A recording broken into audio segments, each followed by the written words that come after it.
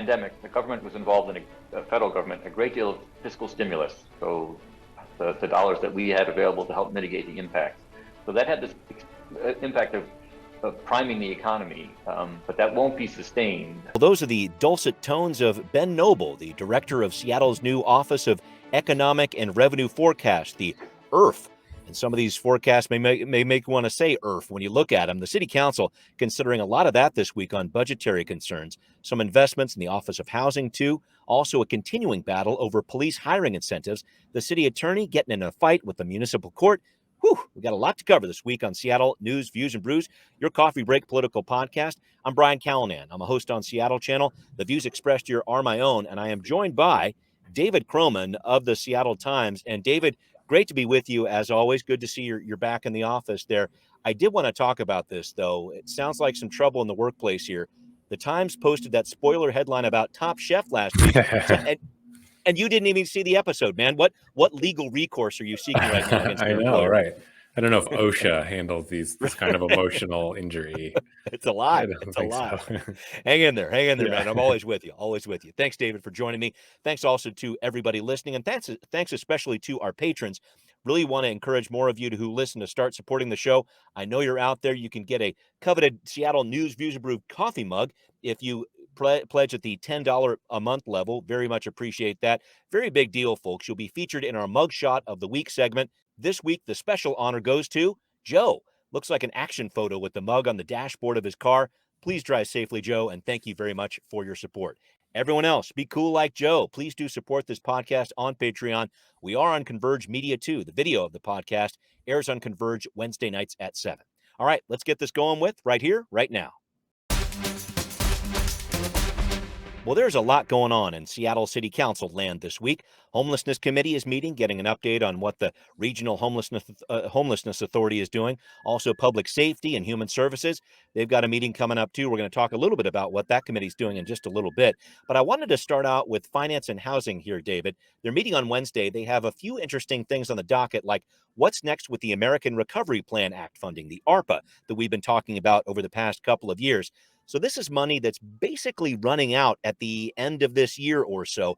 And David, I'm not an economist. I know you're not either. But the word I keep coming back to and looking through this material for the city council is uncertainty. We've got Seattle, that, like a lot of other big cities, in the middle of an economic rebound. But inflation is jumping right now at higher than expected numbers. The war in Ukraine, which is a terrible loss of human life, definitely want to keep that in perspective. But it's a real wild card in terms of our economy. Just some thoughts about this.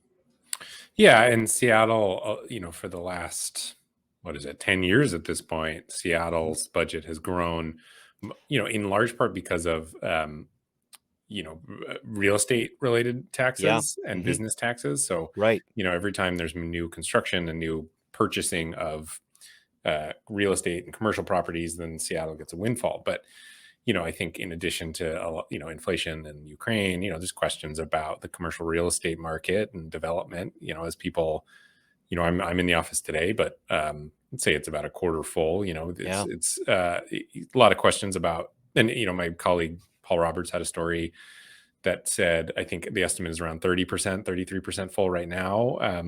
And so, there's question around that kind of... In terms of offices downtown? As far as workers going back to the office. So there's a lot of question around demand for new development. And, I think anyone who has lived through the past 2 years would probably be a little bit of a fool to guess exactly what the economic picture is going to look like in a year or two from now.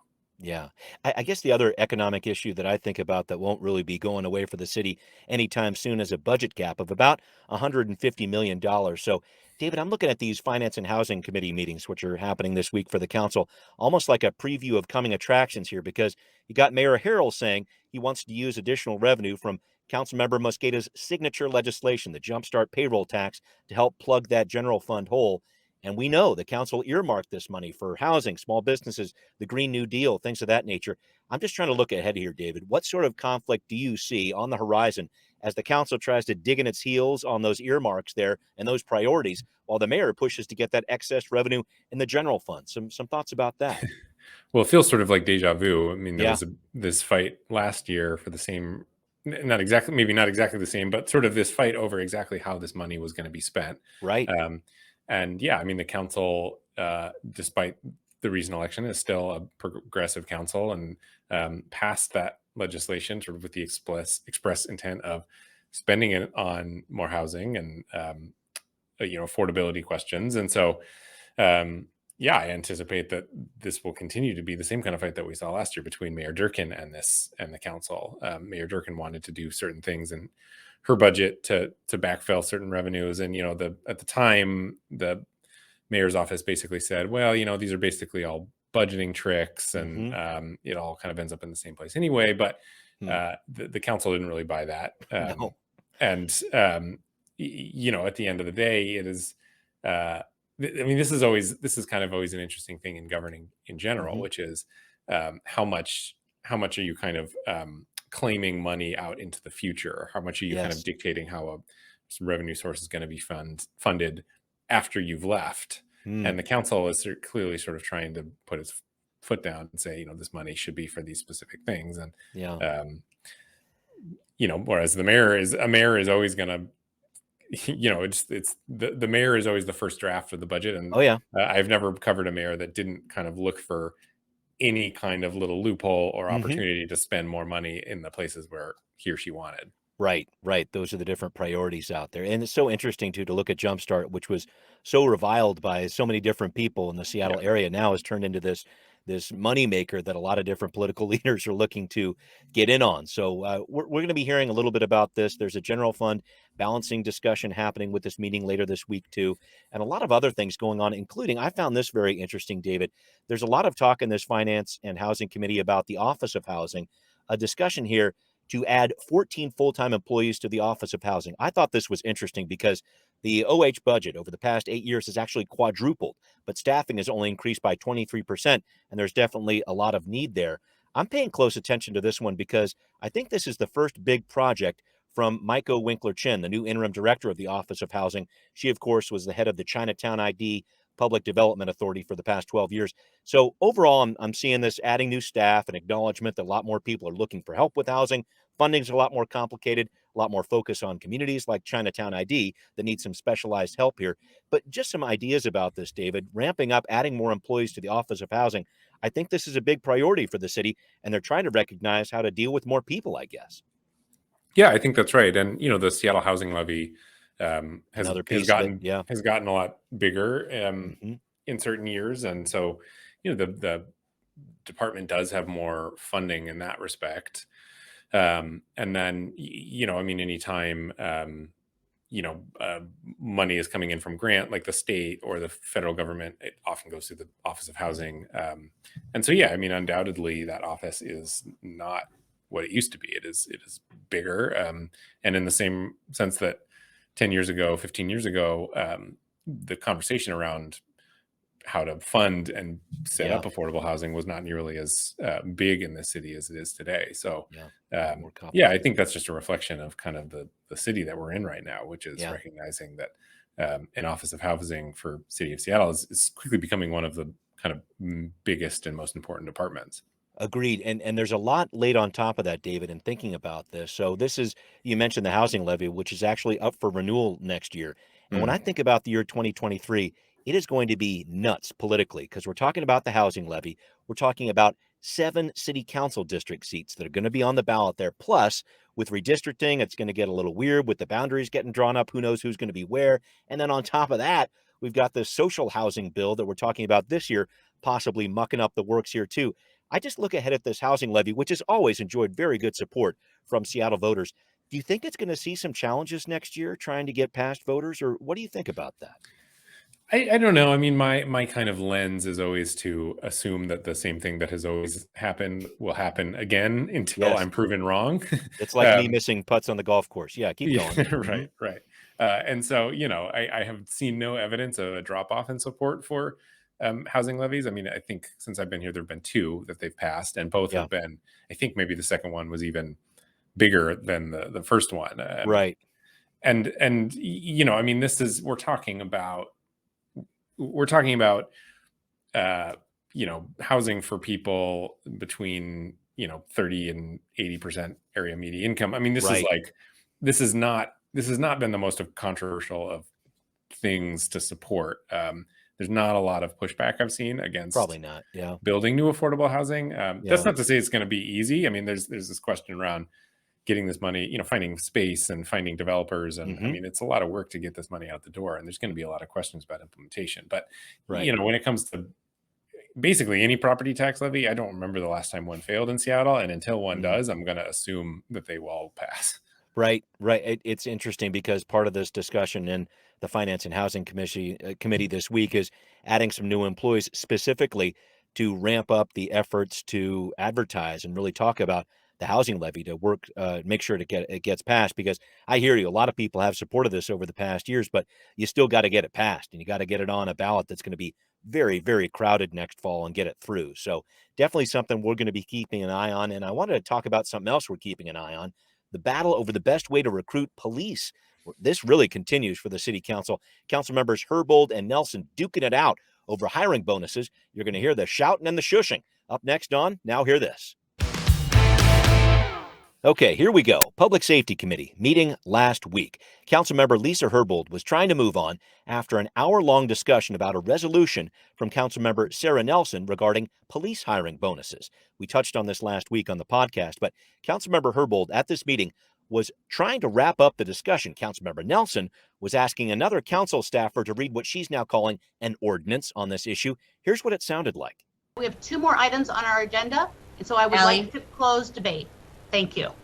I actually do. I'm sorry, with all due respect, this should be the job of Public Safety Committee, and I do have an alternative ordinance that I would like Ally to briefly speak at.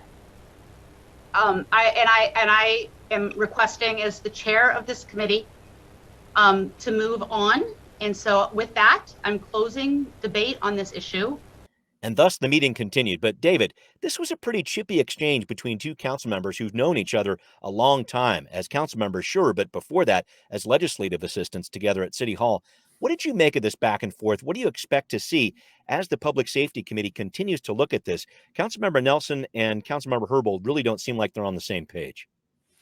Yeah, I mean, my read on Councilmember Nelson so far is she is really I think she's really doing what she feels like she was elected to do. Yeah. I think when she was not often clear on specific policies on the campaign trail, but was fairly clear on the kind of council member that she wanted to be, in a general sense, and that included kind of much more, more investment in police. And I think that she is really the first council member because, through the 2020 protests, there was a lot of kind of, council members saying a lot of things that then maybe it was sort of difficult for them to back up later. And it kind of created this really complicated paper trail for a lot of the council people for what they were trying to defund do. the police by 50%. Sure. Yeah. Right. But then kind of coming back and saying, they didn't That's really not what want I to really do that. meant. And so sort of trying to like balance the promises they made early with 2020 with some of the investments that some of them actually do want to make in police now. Whereas Sarah Nelson is really the first council member since then that she doesn't have that baggage right now. She ran on a platform of hiring more cops. And so I think, and doing certain things for business and, love it or hate it, it is, I think so far she is making, she's holding that viewpoint very strongly and, clearly ruffling the feathers of some of her colleagues in doing so. Absolutely. And just to review what's going on here, folks. So Councilmember Nelson is saying, let's take this additional money the SPD is going to have, maybe a little more than $4 million, because they are not going to hit these hiring numbers they projected here. She wants to take that money, pump it into hiring bonuses. Now, the council put a proviso on that. They wanted to make sure the SPD wasn't overspending in any way, so that money is frozen right now. So we'll see what goes on. But Councilmember Herbold has a counter proposal. She's talking about a bill that says, okay, let's reallocate about $650,000. With that, we can hire a recruiter and still pay for relocation expenses for new hires here. Councilmember Nelson thinks that's too limiting. But David, where do you see the council landing on this debate about hiring bonuses specifically, or relocation money, or whatever you want to call it? I don't know where they end up landing. It's interesting. I mean, we've been talking about this now for more than a month, year, but then even before that, I mean, you're right. This kind of dates back to yeah, I think 2021, when there was a lot of conversation around basically, what do you do with this money that the Seattle Police Department is not spending on Right. salaries because so many police officers have left. So, Yeah. even the fact that the council is seriously considering and talking about putting in, incentives to hire more police officers, that's a fairly significant change from some of what we were hearing in 2020. So yeah, I don't know. I mean, I think considering this council, it probably heads in some direction of kind of trying to thread the needle between spending money to recruit officers while, maybe pairing, a lot of times when there's something like this, where they feel like they're sort of trying to satisfy multiple groups of people, they kind of pair them with things. So maybe they hire recruiters, but then also spend money on more alternatives to police, or police something like alternatives. That. I was going to say, because many promises were made during the George Floyd, the protest there, the BLM protest. A lot of promises made there, and I think a lot of council members are trying to come through with that. But then at the same time, the writing is on the wall. The SPD is losing officers very, very quickly here. So if the council doesn't do something that at least is some sort of signal, I guess, in a larger sense, that they support the police department and do it. And it's not that they haven't supported their hiring plans or whatever else, but I think there's this image out there, right or wrong, that the council is not supportive of the SPD. They need to try to stop that or change that narrative somehow. And that's a tough one. Yeah. I mean, and also at the same time, there are a lot of people who don't want them to change that narrative, and that they're in a position. I mean, there's frankly, a reason why when you look at polling or surveys that I've heard about, the council has been polling kind of low lately, because I mean, they have for a while, but partially because I think they are in this position where a lot of them are sort of trying to thread the needle between on certain subjects. And so nobody's happy. Yeah, exactly. You get the sense that no one is really left all that happy. And so, again, I go back to Councilmember Nelson. I agree with or disagree with her. There's a certain power in having this clear slate kind of coming in mandate in some ways of why she was elected. She just says exactly, she can kind of hold her ground fairly clearly on this issue. Yeah. Very interesting here, and talking a lot about crime and safety and public safety issues here. In case you missed it last week, City Attorney Ann Davison is in a bit of a battle herself with the municipal court now. She wants to deny these people who are on her list of so-called high utilizers of the justice system. She wants to deny them from community court, that option that they have currently. So these are people who have had 12 or more referrals from the SPD in the past 5 years. She doesn't want them to access this social service-based system that allows defendants to set up a plan for dealing with substance abuse and also requires them to do community service. So Damon Shadid is the judge. I've talked with him before. He presides over the community court. He's saying, wait a minute, this is a system we set up in 2019 using a lot of research from the state's pretrial reform task force, the Vera Institute, and now you want to deny it to this list of defendants? Davison's basically saying, yes, she wants the full municipal court now to reconsider this agreement about community court. David, this is a really interesting one for me, and I just want to get your take on what's next with this fight about just how punitive our city should be with people who have had these repeat misdemeanors.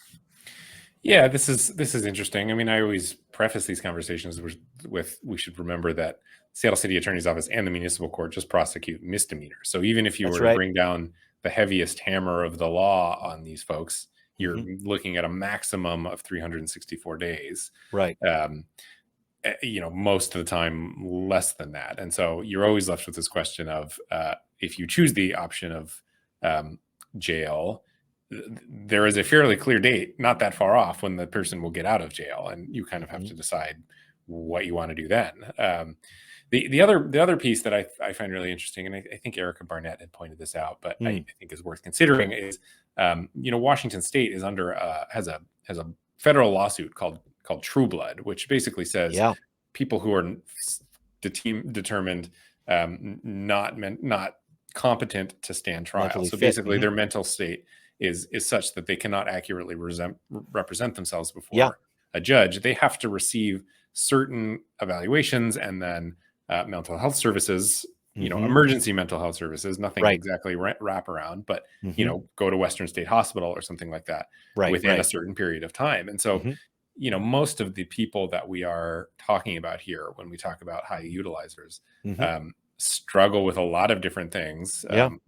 most of them substance use, and then probably most of them mental illness as well. Yeah, And more than half of them is what Erica, I know, was mentioning in her piece. But keep going, please. right, which is I would gamble as a minimum. Yeah, right. And so then even if you decide, okay, we're going to put all these people in jail, then you will come up against the reality that when they actually get to court, a lot of them are going to be deemed not competent to stand trial, and they're going to need some kind of mental health avenue, regardless of what happens here. So but maybe there's a political consideration, which is that it's the the system who's doing this. It's not the city of Seattle. It's not the city attorney's office. We tried everything we could, right. And the federal court got in our way or whatever. But sure, this is a more complicated question than just do they get services or go to jail. Right. No, you're right. And that True Blood decision is a very important one, because the whole idea here is that you should not be boarding people, essentially, to use the verb there loosely, but you should not be boarding these people who have mental health concerns in our jails. I think that's the bottom line for me there. And if you really start to build on this and start extrapolating, it's something we've talked about at the city level for years. The services are not there for people who need those mental health services. And that's a frustrating piece too. But I guess just looking at this long term, David, the judge is now asking the city attorney's office to hold off on this discussion until July. They're going to try to work out some sort of plan for these high utilizers. But again, I think about this. What sort of plan is going to come out of this that provides a quote unquote answer? I'm putting up the air quotes on that one, an answer to what's been a decades old issue.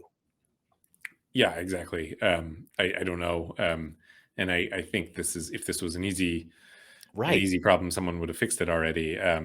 Because, again, you got to remember that a lot of these folks are determined to be high utilizers specifically because they have gone to jail a lot, and they get out and then they go back to jail. So it's not, it's not like a lot of these people have not been getting arrested and not been going to jail. In fact, part of the problem is they have been going to jail and they're getting out, and then there's nothing for them on the other side.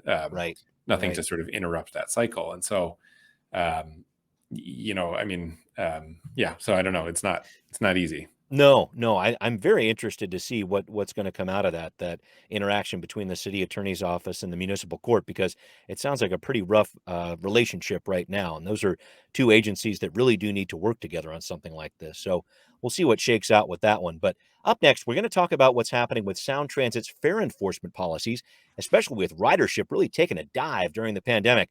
We're going to tell you how the board voted on this and why, coming up on Transportation Talk. Well, David, you recently wrote in the Seattle Times about Sound Transit changing up its policy a little bit on fare enforcement, how fares are collected, how that's enforced. What happened? How did this vote go down? Yeah, this has been 3 years in the making. This vote kind of dates back to 2019 when Sound Transit and my colleague Heidi Gruber wrote about this. You looked at their fare enforcement data and found that Black riders were not only more likely to be cited for not having a fare, they were much more likely to have those cases end up as misdemeanors, because there's sort of it doesn't start as a misdemeanor, it starts as a citation, but kind of graduates eventually up to becoming a misdemeanor. And so, I think it was something like 4 times as many Black riders were ending up with misdemeanors than white. And so it was an issue they wanted to kind of address. And I think it picked up even more steam in 2020 when there was a lot of conversations happening about race and policing and enforcement. Sure. And so what they landed on, a lot of advocates were pushing for removing the avenue to the criminal justice system entirely. So making it so whatever citations or fines did exist would be entirely in-house. That's not what happened. But what did happen is the board added another warning. So you get 2 warnings instead of 1. Okay. On your 3rd time, you get a $50 fine. It's internal. 4th time, you get a $75 fine, also internal. And then only on your 5th time do you get the $124 civil infraction that, if left unpaid, could lead to a misdemeanor. Got it. This is quite a bit slower than the previous system, which after your first warning directly went to that civil infraction. I see. But there are a lot of questions here because, for one, Sound Transit has found that almost nobody provides proper identification when they're Mhm. approached by a fair enforcement officer. Sure. And so if you have built a system based on warnings, but nobody is giving you identification, there are real questions Yeah. around how you actually keep track of those warnings. Mhm. Mhm. And despite this passing last week, they really did not have an answer to that. Oh, okay. The other thing is they have switched from fair enforcement through security guards to Mhm. this fair ambassador program, Right. which is supposed to be kind of gentler and more Mhm. educational, but they just don't have the people right now. And one Yeah. statistic said the average rider is going to go 23 rides before they'll encounter a Wow. fair ambassador. Mhm. So it's not exactly like there's going to be much. So if you think about, you can go 23 rides without encountering a fair ambassador, and then That you means get multiple warnings and multiple opportunities. sure. The question here that some of the critics of this policy have raised is, Mhm. where is there really any incentive to pay fair at all? Yeah, and I was thinking about that too because this is an agency that hasn't been making a lot of money over the past couple years with people not using transit as much, certainly because of the pandemic. They're trying to rebound back, and this seems to be a difficult way to get there, I guess, in terms of revenue, at least for Sound Transit. Right. Yeah. And then, I think it's not everything. It's roughly 6% of their total budget. Okay. But it is at one point the goal was to make fare collection 40% of the operating budget. Okay. They're nowhere near that. They're at 5% now, I think. And Wow. since the pandemic, they've revised their what is it, till 2046, they Yeah. revised their estimates of what they would make through fare collection down from Mhm. $9.5 billion to $6 billion. So it's almost, down by about a third. So it is Right. way off. But then, then I think some kind of advocates for this reform get into this question of, well, I mean, the problem then is really about the role of fare in the system at all. And also this question of, how much of what we're seeing as far as decline in fare collection has to do with, CEO Peter Rogoff talks a lot about people deciding not to pay when they get on the and kind of putting this as his personal responsibility question when, Mhm. Other members of the board like Claudia Balducci and some advocates and things like that say, Mhm. this is not really about sort of personal choice. This is about a pandemic that has screwed up Okay. transit and transportation everywhere. And, Yeah. none of these kind of scary numbers around dropping fare collection change the fact that it was a system that was objectively landing Right. harder on one race than the other. And that is Yeah. a problem. And so, despite the consequences, the board decided that it's worth trying this new system in an effort to kind of lessen the harm that they saw being caused by the old fare enforcement system. Wow, it's gonna be very interesting to see how that plays out there. So, thank you for that breakdown, David. I wanted to talk about one last piece here to wrap up. I saw a tweet from you last week that you actually got a voicemail from Mark Ruffalo. What happened, man? I didn't know you were so famous. What's going on?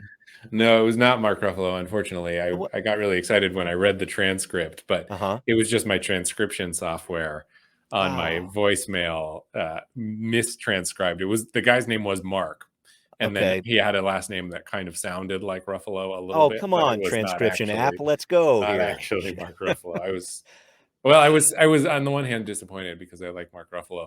On the He's other hand, awesome. I had been waiting on a call back from this person for a while, so I was happy to I get this see. call. I see. It's okay. It wasn't the Hulk on the other side. No. That's all right. That's all right. Well, cool. Thank you, David, as always, for joining me, and thanks everybody for listening here to Seattle News, Views, and Brews, where you can always find out what's brewing in local politics. This podcast is available on all the major platforms, and once again, if you are a listener, please do support the show on Patreon. Greatly, greatly appreciated there. Thanks also for watching on Converge Media. We will see you next time.